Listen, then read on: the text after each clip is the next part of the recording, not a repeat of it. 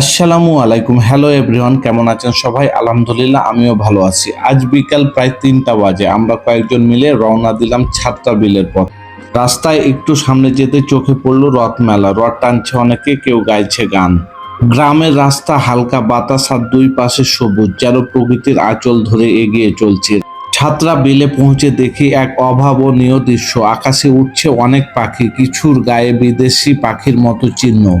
বিলের পাশে দাঁড়িয়ে মনটা একেবারে শান্ত হয়ে গেল। আমরা কিছু ছবি তুললাম, কিছু ভিডিও করলাম, তারপর বাইকে চড়ে একটু বিলের পাশে রাইড দিলাম।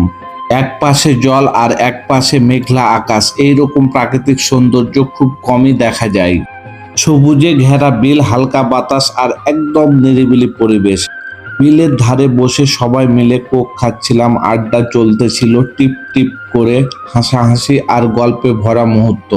এমন শান্ত পরিবেশে প্রিয়জনদের সঙ্গে সময় কাটানো, এইটাই তো জীবনের আসল আনন্দ।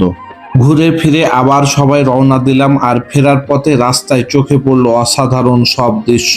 মাঠ, মেঘলা আকাশ আর নীরব প্রকৃতি একসাথে মিলে যেন একটা ছবির মতো লাগছিল।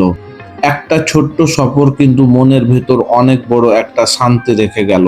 বিলের সেই নীরব সৌন্দর্য, রাস্তার প্রাণ আর রথ মেলা হাসি মুখ, সব মিলে একটা অস্থির সময় কাটালাম।